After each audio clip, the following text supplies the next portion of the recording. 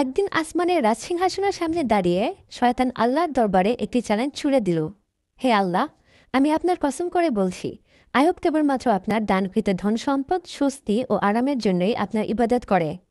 আপনি যদি তার সব সম্পদ ও শান্তি কেড়ে নেন, তবে সে আর এক মুহূর্ত আপনার ইবাদতে থাকবে না। যদি অনুমতি দেন, আমি তার ওপর পরীক্ষা চালিয়ে দেখি সে কতটা বিশ্বস্ত। আল্লাহ রব্বুল আলামিন তখন বললেন, শয়তান, তুমি আমার বান্দা আয়ুবকে পরীক্ষা করতে চাও? তবে যাও, আমি তোমাকে তার ওপর হস্তক্ষেপ করার অনুমতি দিচ্ছি। কিন্তু মনে রেখো, তার ইমানের শক্তি আমার জানা আছে, তবে তার প্রাণ তুমি নিতে পারবে না। শয়তান খুশি হয়ে একজন মুসাফিরের বেশে হজরত আয়ুব আলাইহিসসালামের দরজায় এসে হাজির হল। গায়ে তার জীর্ণ পোশাক, মুখে করুণ অভিব্যক্তি। সে বলল, হে নবী, আমি এক দরিদ্র পথিক, আপনার ঘরে কয়েকদিন আশ্রয় চাই। কিন্তু তার শরীর থেকে এক প্রকার দুর্গন্ধ বের হচ্ছিল। আয়ুব আলাইহিসসালাম করুণ দৃষ্টিতে তার দিকে তাকিয়ে বললেন, ভাই, আমি তোমাকে কয়েকটি দিরহাম দিচ্ছি, তুমি অন্য কোথাও আশ্রয় নাও। দুঃখিত, আমার ঘরে থাকা তোমার জন্য উপযুক্ত হবে না। শয়তান এই কথায় অপমানিত ও ক্রুদ্ধ হয়ে ফিরে গেল এবং ভাবতে লাগল কিভাবে নবীর ক্ষতি করা যায়। সে ঠিক করল নবীর ফলের বাগানে আগুন লাগাবে। একদিন সে গোপনে বাগানে প্রবেশ করে আগুন ধরিয়ে দিল। মুহূর্তেই একের পর এক বাগান পুড়ে ছাই হয়ে গেল ও ফলের গন্ধ পুড়ে ধোঁয়ায় রূপ নিল। খবর পেয়ে বাগানের কর্মচারীরা ছুটে এসে নবীকে জানালে হজরত আয়ুব আলাইহিসসালাম মাথা নত করে বললেন, আলহামদুলিল্লাহ, এ ধনসম্পদ তো আল্লাহরই ছিল, তিনি নিয়ে গিয়েছেন, এতে আমার দুঃখ করার কিছুই নেই। শয়তান বিষয়ে হতভম্ব হয়ে গেল। এত বড় ক্ষতির পরেও নবীর মুখে কোনো অভিযোগ নেই। সে আরও একবার স্থির করল, এবার আরও বড় ধাক্কা দিতে হবে। সে পরিকল্পনা করতে লাগল নতুন আঘাতের। 2 দিনের মধ্যে সবকিছু ধ্বংস হয়ে গেল। নবীর গবাদি পশু, খামার, দাসদাসী, আশেপাশের ক্ষেত সব ধ্বংস করে দেয়া হলো এক মহাঝড়ের মাধ্যমে। নবীর ধন সম্পদ শেষ করার পর শয়তান এবার আঘাত করল হজরত আয়ুব আলাইহিসসালামের সন্তানদের উপর। হজরত আয়ুব আলাইহিসসালামের ছিল 12 জন সন্তান। তারা প্রত্যহ গ্রামের এক সম্মানিত ওস্তাদের নিকট পড়তে যেত। একদিন সকালবেলা তারা উৎসাহ ভরে পড়াশোনার জন্য রওনা হলো। কিন্তু শয়তান সেই মক্তবের ছাদে গুপ্তভাবে ফাটল সৃষ্টি করল। ওস্তাদ সাহেব যখন কিছুক্ষণের জন্য বাইরে গিয়েছিলেন, ঠিক তখনই ছাদের অংশবিশেষ ধসে পড়ল, আর সেই ধ্বংসস্তূপের নিচে চাপা পড়ে নবীর সব কয়টি সন্তান মৃত্যুবরণ করল। ওস্তাদ প্যাং ভয়ে কাঁপতে কাঁপতে ছুটে এলেন হজরত আয়ুব আলাইহিসসালামের নিকট। তিনি কাঁপা কণ্ঠে বললেন, হে আল্লাহর নবী, আমি আপনার সন্তানদের নিয়ে এক অপ্রীতিকর সংবাদ নিয়ে এসেছি। আজ মক্তবের ছাদ ধসে পড়েছে, আর সেই দুর্ঘটনায় আপনার সব সন্তান মৃত্যুবরণ করেছে। এই হৃদয়বেদনার সংবাদ শুনে রোগীর মুখে একটিমাত্র শব্দ উচ্চারিত হল, ইন্না লিল্লাহি ওয়া ইন্না ইলাইহি রাজিউন। আল্লাহ যাকে দিয়েছিলেন তিনি আজ ফিরিয়ে নিয়েছেন। তিনি মাথা নিচু করে কাঁদলেন না, আর্তনাদ করলেন না। তিনি ধৈর্য নিয়ে শুধু বললেন, সন্তান তো আল্লাহরই দান, তিনি তাদেরকে নিয়ে গিয়েছেন, এতে আমার অভিযোগের কিছুই নেই। শয়তান তখন আশাহত হয়নি। এত বড় ক্ষতির পরেও নবীর ধৈর্য, ঈমান ও আল্লাহর প্রতি ভালোবাসা এতটুকু কমেনি। এ দেখে সে আরও বেশি ক্ষিপ্ত হয়ে উঠল। সে ভাবল, এবার মানুষের ভাষা দিয়ে নবীকে কষ্ট দিতে হবে। সে সাধারণ মানুষের মুখে তখন গুজব ছড়িয়ে দিল এবং গ্রামবাসীরা এতে বলতে লাগল, হে আয়ুব, তোমার নবীয়তের দাবি যদি সত্যি হতো, তবে আল্লাহ তোমার সবকিছু কেড়ে নিতেন না। তোমার এই দুরবস্থা প্রমাণ করে যে তুমি নবী নও। এই কথাগুলো দ্বারা হজরত আয়ুব আলাইহিসসালামের ওপর কোনো প্রভাব পড়ল না। তিনি চুপ করে চোখ বন্ধ করে আল্লাহর স্মরণে নিমগ্ন হয়ে থাকলেন। শয়তান এসব দৃশ্য দেখে আর বসে থাকতে পারল না। সে চিন্তা করতে লাগল কিভাবে নবীর আরও গুরুতর ক্ষতি করা যায়। চিন্তা করতে করতে সে একটি ষড়যন্ত্র আঁটল। ষড়যন্ত্র মাফিক সে নবীর সাক্ষাৎপ্রার্থী হয়ে তার নিকটে পৌঁছাল এবং নবীর কাছে গিয়ে বলল, হুজুর, আমি আপনার একজন ভক্ত, আপনার কাছে আমার কিছু আর্জি ছিল। এই কথা বলে শয়তান নবীর কানের কাছে নিয়ে কানের মধ্যে 2টি ফুঁক দিয়ে অট্ট হাসি দিতে দিতে সেখান থেকে বিদায় হয়ে গেল। পরের দিন নবীর শরীরে ফোসকার মতো এক প্রকার ফোড়া উঠতে লাগল। তিনি খুব অসুস্থ হয়ে পড়লেন। নবীর দেহে ভয়ানক এক চর্মরোগ দেখা দিতে লাগল। হজরত আয়ুব আলাইহিসসালাম ছিলেন নামরাজ রোগে আক্রান্ত, যাকে বলা হয় এমন চর্মরোগ যার থেকে মানুষ দূরে সরে যায়। সেই রোগে শরীরের সমস্ত চামড়া ক্ষয়ে যেতে লাগলো, ঘা হতে লাগলো, পোকা জন্ম নিল শরীরে। এমনকি একসময় তার শরীর থেকে দুর্গন্ধ বের হতে লাগলো। একে একে সমস্ত আত্মীয় স্বজন, বন্ধু বান্ধব ছেড়ে চলে গেল। এমনকি তার 4 জন স্ত্রীদের মধ্যেও 3 জন তাকে পরিত্যাগ করল। থেকে গেলেন কেবল একজন, তার স্ত্রী রহিমা আলাইহিসসালাম। এই মহিষী নারী নবীর পাশেই রইলেন অটল ও নির্ভীকভাবে। স্ত্রী রহিমা তার সেবা যত্ন আরম্ভ করে দিলেন। এভাবে বেশ কয়েকদিন পর নবীর স্ত্রী হজরত রহিমা আলাইহিসসালামের জমানো টাকা পয়সা সব শেষ হয়ে গেল। তাদের নিদারুণভাবে খাদ্যের অভাব দেখা দিল। শুধু পানি পান করে নবী ও তার স্ত্রী কয়েকদিন অতিবাহিত করলেন। এ থেকে গ্রামবাসী হজরত আয়ুব আলাইহিসসালামের শরীরের অবস্থা দেখে অত্যন্ত ভীতি সন্ত্রস্ত হয়ে পড়ল। ঘৃণায় তাদের শরীর গিরগির করতে লাগলো। এছাড়াও শরীরের গোস্তপচা গন্ধে মানুষ অতিষ্ঠ হয়ে উঠল।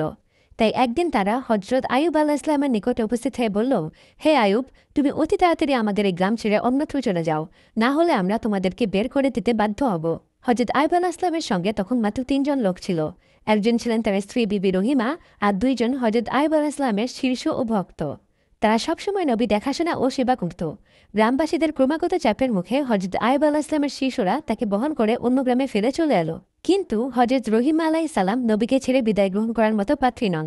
তাই তিনি খুব কষ্ট করে নবীকে নিয়ে জঙ্গলের একটি নির্জন স্থানে গিয়ে থাকার ব্যবস্থা করলেন। তিনি নিজের হাতে স্বামীর ক্ষত পরিষ্কার করতেন, পানি খাওয়াতেন, খাবার খুঁজে আনতেন, কাজ করতেন গ্রামের ঘরে ঘরে। একদিন খাদ্য কিনে আনতে না পেরে ক্ষুধায় ক্লিষ্ট স্বামীকে খাওয়ানোর জন্য এক হৃদয়হীনা নারীর কাছে গিয়ে তিনি বললেন, হে মহিয়সী, আমার স্বামী অনেক অসুস্থ, আজ আমার কোনো উপার্জন নেই। আপনি যদি কিছু টাকা ধার দিতেন বা কিছু কাজ দিতেন তাহলে আমার অনেক উপকার হতো। সেই নারী তখন বললেন, আমার কাছে এখন কোনো কাজ নেই, তবে আমি তোমাকে একটি শর্তের বিনিময়ে টাকা দিতে পারি। তোমার মাথার চুলগুলো আমার খুব পছন্দ হয়েছে। তুমি যদি তোমার মাথার চুলগুলো কেটে আমাকে দিয়ে দাও, সেই চুলগুলোর বিনিময়ে আমি তোমাকে কিছু টাকা দিতে পারি। বিবি রহিমা আলাইহিসসালাম তখন কোনো উপায় না পেয়ে অত্যন্ত দুঃখ ভারাক্রান্ত মনে নিজের অর্ধেক চুল কেটে দিলেন যেন তার স্বামী একটু আহার পায়। শয়তান এই দৃশ্য দেখে হিংসায় পুড়ে গেল। সে এবার দরবেশ সেজে নবীর কাছে এলো এবং সেই নবীর কানে কানে বলল, হুজুর, আপনি একজন আল্লাহর নবী, অথচ আপনার স্ত্রী চরিত্র অত্যন্ত জঘন্য। সে প্রায় বিভিন্ন জায়গায় চুরি করে এবং চুরির মাধ্যমে অন্যায়ভাবে অর্থ উপার্জন করে। এর ফলশ্রুতিতে আজকে চুরির ঘটনায় মানুষ তাকে হাতে নাতে ধরে ফেলেছে এবং তার মাথার অর্ধেক চুল কেটে দিয়েছে। সে বাড়িতে ফিরে আসলে আপনি এর সত্যতা দেখতে পারবেন। আমরা নবী হিসেবে আপনাকে অত্যন্ত শ্রদ্ধা করি, তাই আগে থেকে আপনাকে এই ঘটনা জানিয়ে গেলাম। এই কথা বলে শয়তান সেখান থেকে বিদায় গ্রহণ করল। এই মিথ্যা কথায় নবী প্রথমবারের মতো ব্যথিত হলেন। মনে মনে কষ্ট পেয়ে বললেন, আমি তার উপার্জন করা কিছু খাব না। আর আমি আল্লাহর কাছে অঙ্গীকার করছি, যদি আমি সুস্থ হয়ে উঠি তবে আমি তাকে ১০০ বেত্রাঘাত করব। সেদিন রাতে তিনি স্ত্রীর মুখের দিকে তাকিয়ে কোনো কথা বলেননি, খাবারও খাননি। রহিমা আলাইহিস সালাম বিস্মিত হয়ে জিজ্ঞাসা করলেন, হে প্রিয় স্বামী, আপনি আমার সাথে কথা বলছেন না কেন? নবী তখন বললেন, তুমি চুরি করে আমার জন্য আহার এনেছ, এটা আমি মেনে নিতে পারি না। এই কথা শুনে বিবি রহিমা ভেঙে পড়লেন। তার ২ চোখে তখন অশ্রু। মুখ তুলে তিনি বললেন, হে আল্লাহ, আমি তো তোমার জন্য সবকিছু ত্যাগ করেছি। আমার এই ত্যাগের মূল্য তুমি জানো। তুমিই আমার সাক্ষী, আমি কখনো অসৎ পথে যাইনি। তিনি দুহাত তুলে ফরিয়াদ করলেন, হে প্রভু, তুমি আমার স্বামীকে সত্য ঘটনা জানিয়ে দাও। তুমি তো সর্বজ্ঞ, তুমি সুবিচার করো। রহিমা আলাইহিসসালাম যখন আল্লাহর দরবারে কাঁদতে কাঁদতে ফরিয়াদ জানাচ্ছিলেন, তখন সেই ফরিয়াদ যেন আরশকে কাঁপিয়ে দিল। আল্লাহ রাব্বুল আলামিন হযরত জিবরাইল আলাইহিস সালামকে আদেশ দিলেন, হে জিবরাইল, যাও, তুমি আমার নবীকে সত্য জানিয়ে দাও। তার স্ত্রী নিষ্পাপ, শয়তান তাকে ধোঁকা দিয়েছে। হযরত জিবরাইল আলাইহিস সালাম তখন এসে হযরত আয়ুব আলাইহিস সালামকে জানালেন, হে আল্লাহর নবী, আপনার স্ত্রী রহিমা অত্যন্ত সৎ, ধার্মিক ও নিষ্পাপ। তার চরিত্রে কোনো কলঙ্ক নেই। শয়তান দরবেশে ছদ্মবেশে এসে আপনাকে ভুল তথ্য দিয়েছে। আপনি তাকে সন্দেহ করে অন্যায় করেছেন। এখন আপনি তার প্রতি সন্তুষ্ট হন, ক্ষমা প্রার্থনা করুন এবং তার আনিত খাদ্য গ্রহণ করুন। এই বার্তা পেয়ে হযরত আয়ুব আলাইহিস সালাম অজরে কাঁদতে লাগলেন। তিনি তখন বললেন, হে রহিমা, আমি তোমার প্রতি অবিচার করেছি। তুমি আমার জন্য যা করেছ তা কোনো মানুষ কল্পনাও করতে পারবে না। আমি তোমার কাছে ক্ষমা চাই। ২ জন একে অপরকে তখন জড়িয়ে ধরলেন। আবার শুরু হলো ভালোবাসা ও ধৈর্যের গল্প। কিন্তু শয়তান এবার একটি নতুন ফাঁদ তৈরি করল। সে একজন বৃদ্ধের রূপ নিয়ে রহিমার কাছে গেল। বৃদ্ধ বলল, মা, তোমার স্বামীকে আমি বহুদিন আগে দেখেছিলাম। তার জন্য একটি বিশেষ ওষুধ আছে আমার কাছে। যদি তুমি তা গোপনে ব্যবহার করো তবে তিনি দ্রুত সেরে উঠবেন। বিবি রহিমা আলাইহিস সালাম তখন স্বামীকে সুস্থ করার জন্য সে অচেনা বৃদ্ধের দেওয়া এক বোতল তরল ও কিছু খাবার নিয়ে ঘরে ফেলেন। কিন্তু তিনি ছিলেন তখন দ্বিধাগ্রস্ত। স্বামীকে না জানিয়ে তিনি তাকে ওষুধ দেবেন কি দেবেন না, এটা ভাবতে ভাবতে শেষ পর্যন্ত তিনি বললেন, হে প্রিয় স্বামী, এক বৃদ্ধ ব্যক্তি আপনাকে ভালোবাসেন। আজ তিনি আমাকে একটি ওষুধ দিয়েছেন এবং বলেছেন এটা ব্যবহার করলে আপনি ২ দিনের মধ্যে সুস্থ হয়ে যাবেন। হযরত আয়ুব আলাইহিস সালাম তখন নীরবে বললেন, এই ব্যাধি তো কেবল আল্লাহর পক্ষ থেকে এসেছে। তিনি যদি চান তবে তিনিই আমাকে আরোগ্য করবেন। মানুষের ওষুধে এর আরোগ্য সম্ভব নয়। রহিমা, তুমি ওষুধটি এখানে রাখো। রহিমা আলাইহিস সালাম ওষুধটি বিছানার পাশে রেখে দিলেন। কিন্তু সেই রাতেই কিছু অদ্ভুত ঘটনা ঘটতে শুরু করল। হযরত আয়ুব আলাইহিস সালাম প্রতিদিন রাতে আল্লাহর নূরের তাজ্জালি দেখতেন, কিন্তু সেই রাতে তিনি কিছুই দেখতে পেলেন না। দিন যায় রাত যায়, ৩ রাত পরও তাজ্জালি দেখা দিল না। তিনি চরম দুশ্চিন্তায় পড়ে গেলেন। অবশেষে দুহাত তুলে কান্নাকাটি করে তিনি বললেন, হে আমার রব, আমি জানি না কি ভুল করেছি, যার কারণে তোমার নূর থেকে বঞ্চিত হচ্ছি। তুমি আমার ভুল ক্ষমা করে দাও। আমি আবার তোমার কাছে ফিরতে চাই। ঠিক তখনই হযরত জিবরাইল আলাইহিসসালাম আবার এলেন। তিনি বললেন, হে নবী, তোমার বিছানার পাশে যেটি রাখা আছে তা হারাম। তা শয়তান তোমার স্ত্রীকে দিয়ে গিয়েছে। সেটা শরাব ও শূকরের গোশত। তোমার কাছে তা রাখা থাকার কারণেই তুমি আল্লাহর নূর থেকে বঞ্চিত হচ্ছ। হযরত আইয়ুব আলাইহিসসালাম সাথে সাথে রহিম আলাইহিসসালামকে ডাকলেন। তিনি বললেন, তুমি আমার বিছানার পাশে যে ওষুধ এনেছ এখনই সরিয়ে ফেলো, সেটাই হচ্ছে হারাম বস্তু। রহিম আলাইহিসসালাম অবাক হলেন। তিনি ভাবতেই পারেননি এভাবে শয়তান তাকে ধোঁকা দেবে। তিনি তখন সাথে সাথে ওষুধ দূরে সরিয়ে ফেললেন। সেই রাতেই ফজরের আগে হযরত আইয়ুব আলাইহিসসালাম উচ্চস্বরে বলে উঠলেন, হে রহিমা, আমি আমার আল্লাহর নূরের তজ্জালি দেখছি। চোখ ভিজে গেল দুজনেরই। তারা বুঝলেন আল্লাহর দিকে ফিরে আসলে তিনি তার বান্দাকে ফিরিয়ে নেন। হযরত আইয়ুব আলাইহিসসালামের জীবন ধীরে ধীরে যেন একেবারে নিঃশেষ হয়ে যাচ্ছিল। শরীরে ছিল ক্ষত, পরিবার হারিয়েছেন, স্ত্রীও দুর্দশায়। প্রতিদিনই তিনি আরও নিঃসঙ্গ হয়ে পড়ছিলেন। এমন এক সময় একদা কাছের মানুষদের মধ্যে কেউ একজন তাকে দেখতে এলো। তখন সে বলল, হে আইয়ুব, আমরা তো ভেবেছিলাম আপনি আল্লাহর প্রিয় নবী, কিন্তু আপনার অবস্থা দেখে তো মনে হচ্ছে আল্লাহ আপনার উপর রুষ্ট। আপনি এতদিন ধরে অসুস্থ, এত কষ্টের মধ্যে আছেন, এটা নিশ্চয়ই আল্লাহর শাস্তি। এই কথা শুনে হযরত আইয়ুব আলাইহিসসালামের চোখ ছলছল করে উঠল। তিনি ধীরে ধীরে বললেন, আল্লাহ আমার রব। তিনি যদি আমার উপর রহম করেন তবে সেটা তার কৃপা। আর যদি তিনি আমাকে পরীক্ষা করেন তবুও আমি কৃতজ্ঞ, কারণ আমি জানি তিনি আমাকে ভুলে যাননি। এরপর তিনি বললেন, তুমি কি জানো আমি কত বছর সুস্থ ছিলাম? ৭০ বছর। আর আজ আমি রোগে ভুগছি কত বছর? মাত্র ১৮। আমি কিভাবে অভিযোগ করি সেই প্রভুর কাছে যিনি আমাকে ৭০ বছর সুস্থ রেখেছেন? এই কথা শুনে লোকটি চুপ হয়ে গেল, চলে গেল চুপচাপ। কিন্তু আল্লাহর ফেরেশতারা শুনছিলেন নবীর এই কথোপকথন। তারা আকাশে ফিরে গিয়ে বলল, হে আল্লাহ, আপনার এই বান্দা কত ধৈর্যশীল, কতটা কৃতজ্ঞ।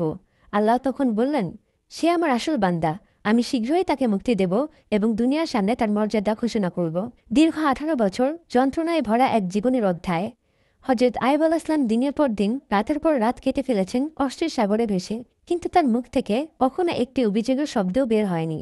রোগ এতটাই ভয়াবহ হয়ে উঠেছিল যে তার শরীরের ঘা থেকে কীট জন্মাত, আর সেই কীট ক্ষতস্থানেই পড়ে থাকত। কিন্তু তার ধৈর্য এতটাই প্রকট ছিল যে কীটগুলো যখন পড়ে যেত তখন তিনি বলতেন, এরা তো আল্লাহরই সৃষ্টি, এদেরকেও রিজিক দিতে হবে। রহিমা, এই কীটগুলো আমার গায়ে রেখে দাও যাতে তারা রিজিক পায়। কিন্তু একদিন সেই কীটগুলো তার চোখ ও জিহ্বার দিকেও আক্রমণ করতে শুরু করল। তখন হযরত আইয়ুব আলাইহিসসালাম কেঁদে কেঁদে বললেন, হে আমার প্রভু, আমি এই চোখ দিয়ে তোমার কুদরত দর্শন করি, আর এই জিহ্বা দিয়ে তোমার জিকির করি। যদি এইগুলোও নষ্ট হয়ে যায় তবে আমি কিভাবে তোমার ইবাদত করব? এটাই ছিল তার প্রথম কান্না, নিজের কষ্টে নয়, বরং ইবাদতের পথ রুদ্ধ হবার আশঙ্কায়। আল্লাহ তাআলা তখন জিবরাইল আলাইহিস সালামকে আদেশ দিলেন, আমার নবীর দোয়া কবুল হয়েছে, যাও তাকে আরোগ্য লাভের পথ দেখাও। পরদিন সকালে রহিম আলাইহিস সালাম ঘরে ছিলেন না। হযরত জিবরাইল আলাইহিস সালাম এসে তখন বললেন, হে আল্লাহর নবী, আপনি আপনার পা দিয়ে মাটিতে আঘাত করুন, সেখানে এক অলৌকিক নহর প্রকাশ পাবে। সেই পানি পান করুন এবং সেই পানি দিয়ে আপনি গোসল করুন। হযরত আইয়ুব আলাইহিস সালাম পা দিয়ে মাটি চাপড়াতেই ঠান্ডা ও স্বচ্ছ এক নহর সৃষ্টি হল। তিনি প্রথমে সেই পানি পান করলেন। তার ভেতরের ক্ষুধা, ক্লান্তি ও দুর্বলতা মুছে গেল। তারপর তিনি গোসল করলেন। মুহূর্তেই তার শরীরের সমস্ত ক্ষত, ঘা, কীট, দুর্গন্ধ সবকিছু দূর হয়ে গেল। আল্লাহ তাআলার অশেষ কৃপায় তার শরীরে এক নতুন প্রাণ ফিরল। তার চেহারা আলো ঝলমল করতে লাগলো, যেন চাঁদের মতো। হঠাৎ করে দূর থেকে এক ফেরেশতা জান্নাতি কাপড়ের এক পোটলা নিয়ে এসে বললেন, হে আল্লাহর নবী, এই পোশাক জান্নাত থেকে আপনার জন্য পাঠানো হয়েছে, আপনি এটি পরিধান করুন। নবী সেই পোশাক পরে পরিপূর্ণরূপে নতুন জীবনে ফিরে এলেন। কোনো রোগ, কোনো ক্লেশ, কোনো অভাব আর নেই। তিনি এরপর একটু দূরে গিয়ে একটি গাছতলায় বসলেন যেন কিছুটা বিশ্রাম নিতে পারেন। ঠিক তখনই বিবি রহিমা ফিরে এলেন। তিনি খাবার হাতে নিয়ে ফিরে এসে দেখলেন নবী কোথাও নেই। তিনি চিৎকার করে কাঁদতে লাগলেন, হে আল্লাহ, আমি আমার স্বামীকে কোথাও খুঁজে পাচ্ছি না। কোথায় নিয়ে গেলে তুমি তাকে? কোনো জানোয়ার কি তাকে নিয়ে গিয়েছে? হে আল্লাহ, আমি তো একমাত্র তার সেবায় জীবন কাটিয়েছি, তুমি আমার এই ছোট্ট সেবাটুকুর বদলা কি এমনভাবে দিলে? তিনি দিকবিদিক ছুটাছুটি করতে লাগলেন। গাছের নিচে ঝোপে ঝাড়ে খুঁজে খুঁজে অবশেষে চোখে পড়ল একজন সুদর্শন দীপ্তময় পুরুষ গাছতলায় বসে আছেন। তিনি ভয়ে ও কৌতূহলে জিজ্ঞেস করলেন, আপনি কি এই জায়গায় অসুস্থ রোগীকে দেখেছেন? সে আমার স্বামী, হযরত আইয়ুব। সেই ব্যক্তি মুচকি হেসে তখন বললেন, তুমি কি তোমার স্বামীর চেহারা চিনতে পারবে? রহিম আলাইহিস সালাম তখন বললেন, আমি অবশ্যই তার চেহারা দেখে চিনতে পারবো, আমি তো তার সেবা করেছি ১৮ বছর ধরে। তখন হযরত আইয়ুব আলাইহিস সালাম নিজের মুখের পর্দা সরিয়ে বললেন, তবে দেখো তো, আমিই তোমার আইয়ুব। রহিম আলাইহিস সালাম চিৎকার করে কাঁদতে কাঁদতে তাকে জড়িয়ে ধরলেন এবং বললেন, হে আল্লাহর নবী, আপনি সুস্থ হয়েছেন? আমি যেন স্বপ্ন দেখছি। দুজনেই তখন অস্ত্রসিক্ত চেহারায় আল্লাহর দরবারে শুকরিয়া আদায় করতে লাগলেন। এরপর হজরত আয়ুব আলাইসলাম আল্লাহর নির্দেশে তার স্ত্রী রহিমা আলাইসলামকেও সেই নহরের পানিতে গোসল করালেন। সঙ্গে সঙ্গে রহিমার চেহারায় যুবতীর দেখতে ফিরে এলো, চাঁদের মতো উজ্জ্বল প্রাণবন্ত। এরপর তারা একসাথে বাড়ির পথে রওনা হলেন। পথে চলতে চলতে তারা দেখতে পেলেন সেই ধ্বংস হয়ে যাওয়া প্রাসাদ, খামার, বাগান, গবাদি পশু সবকিছু আগের অবস্থায় ফিরে এসেছে। ঘরে ঢুকে তিনি দেখতে পেলেন তাদের সন্তানরা ঘরের মধ্যে খেলা করছে। তারা সবাই স্বাভাবিক, জীবিত ও হাসি খুশি। সন্তানরা পিতামাতাকে দেখে ছুটে এসে জড়িয়ে ধরল এবং বলল, আম্মু, আব্বু, তোমরা আমাদের ফেলে কোথায় গিয়েছিলে? আমরা খুব ভয় পেয়েছিলাম। নবী মুচকি এসে তখন বললেন, আমরা আল্লাহর দাওয়াতে গিয়েছিলাম, এখন আল্লাহ আমাদের পুরস্কার দিয়ে ফিরিয়ে এনেছেন। এরপর গ্রামবাসীরাও এসে জানালো, এসব ধন সম্পদ একসময় লুট হয়ে গিয়েছিল, তা অজানা পথে ফিরে এসেছে। খাদেমরা বলল, হুজুর, সবকিছু আগের চেয়ে দ্বিগুণ পরিমাণে ফিরে এসেছে। আল্লাহ তাআলা তার বান্দার প্রতি এমনই দয়ালু। যে বান্দা ধৈর্য ধরে তাকে স্মরণ করে, তার পুরস্কার আল্লাহ দ্বিগুণ, তিনগুণ, বহুগুণ দিয়ে দেন। কিন্তু তখন হযরত আইয়ুব আলাইহিস মনে করলেন একটা প্রতিজ্ঞা তিনি করেছিলেন। তিনি বলেছিলেন স্ত্রী রহিমাকে 100 বেত্রাঘাত করবেন যদি তিনি সুস্থ হয়ে ওঠেন। কিন্তু এখন এটির কি হবে? আল্লাহ তাআলা তার এই মুমিন বান্দাকে কষ্টে ফেললেন না। জিব্রাইল আলাইহিস সালাম তখন এলেন এবং বললেন, হে আল্লাহর নবী, আপনি 100 শুকনো গমের শীষ একত্র করুন। তারপর সেগুলো একসাথে বেঁধে স্ত্রীর গায়ে একবার আলতো করে ছুঁয়ে দিন। এতে আপনার প্রতিজ্ঞাও পূর্ণ হবে আর স্ত্রীর কোনো কষ্টও হবে না। হযরত আইয়ুব আলাইহিস সালাম কথা মতো তাই করলেন। তার প্রতিজ্ঞাও পূর্ণ হলো, স্ত্রীও সম্মান পেলেন। এভাবেই হযরত আইয়ুব আলাইহিস সালাম ধৈর্য, ভালোবাসা ও ঈমানের এক অনন্য নজির স্থাপন করলেন পৃথিবীর বুকে। প্রিয় দিনী ভাই ও বোনেরা, শয়তান হযরত আইয়ুব আলাইহিস সালামকে নানা পথ দিয়ে ধোঁকা দিতে চেয়েছিল, কিন্তু ধৈর্য, ইবাদত আর আল্লাহর প্রতি সম্পূর্ণ ভরসা তাকে বিজয়ী করেছে। আল্লাহ চাইলে প্রথম দিনে তাকে সুস্থ করে দিতে পারতেন, কিন্তু তিনি তা করেননি। কিন্তু কেন? কারণ আল্লাহ তার এই নবীর মাধ্যমে আমাদের শেখাতে চেয়েছেন ধৈর্য কাকে বলে, সংকটে কিভাবে ঈমান দৃঢ় রাখতে হয় ও কিভাবে পরীক্ষায় উত্তীর্ণ হতে হয়। এই গল্প আমাদের শেখায় কষ্ট যতই আসুক, আল্লাহর প্রতি আস্থা হারানো যাবে না। প্রতিটি ধৈর্যের বিনিময়ে আছে এক অনুপম পুরস্কার। আল্লাহ তার বান্দাকে কখনোই ভেঙে ফেলেন না। তিনি কেবলমাত্র পরীক্ষা নেন এবং তারপর উত্তম প্রতিদান দেন। আল্লাহ আমাদের সবাইকে হযরত আইয়ুব আলাইহিস সালামের মতো ধৈর্য ধারণের তৌফিক দান করুক। আমিন।